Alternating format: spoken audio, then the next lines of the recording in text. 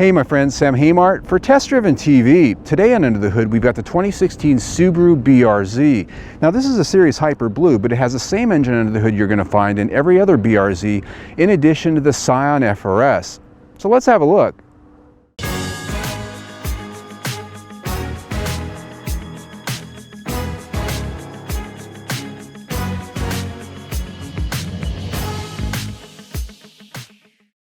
The Subaru BRZ and its companion Scion FR-S, soon to be the Toyota 86 in the States, uses a unique version of the brand's horizontally opposed 4-cylinder boxer engine.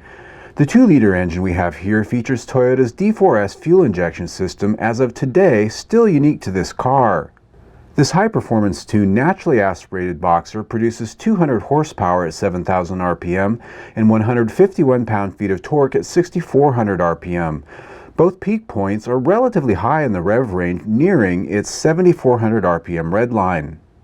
The D4S fuel injection system utilizes both port fuel injection and direct injection. The computer can choose between one mode and the other, or it can use both together for maximum power output.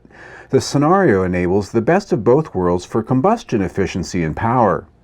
Following the airflow, the intake charge comes in behind the grille to the air filter mounted low at the front of the engine compartment. It then travels directly over to a single throat throttle body and into a composite plastic intake manifold. Its aluminum heads feature dual overhead cams for a total of 4, with both intake and exhaust cam timing variable. While it is naturally aspirated, specifications still require premium fuel with its tune. A notable feature is engineered sound hardware under the hood. Coming off the airbox is a bass chamber, and the main intake features a sound tube and attenuator that routes its way circuitously to the firewall, where intake thrum is transmitted into the passenger compartment. Looking around the engine compartment for service and maintenance locations shows a well-organized engine bay.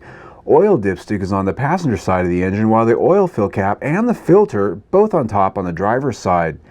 As our BRZ has a manual transmission, it has a reservoir for its hydraulic clutch up next to the brake fluid reservoir. Down low at the passenger side is the coolant reservoir, the main fuse panel, and located up behind the shock tower is the 12-volt battery. Changing the air filter is easy right up front, with the clips for the airbox right on top for easy reach. The windshield washer reservoir can also be seen next to it, and while it won't need routine service, the ABS controller is mounted high in plain sight. Another interesting note is the structural layout of the BRZ. While many will replace and toss these for a full crossbar arrangement, it does come standard with strut tower braces on both sides. And camming down to the front, you can see that weight's saved by creating wheel aprons out of plastic instead of metal. Lastly, this is a spot where a turbocharger would be if this used one of Subaru's catalog of turbocharged engines. We're told by its maker this car could never have a turbo because there simply isn't room.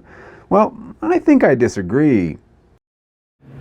Alright friends, there you have it for the Underhood tour of the 2016 Subaru BRZ and the Scion FR-S. Now I do want to point out that for the 2017 model year, they're making a few changes to this engine. Not a turbo, unfortunately, but it's going to have a new intake system, new exhaust manifolds, and a couple tweaks to the heads and the tune. We're told 5 extra horsepower and better drivability overall, and I hope that's the case. Now I will be test driving that new 2017 at the end of September, and if we're there by the time you watch that, click down below, look for a link for that down there. Also, I've got a test drive on this very car you see right here. That link is down below as well. Also, subscribe to our YouTube channel. We test drive 1 to 2 cars a week, and we have a new video like this almost every other day. So click that big red link there and stay tuned.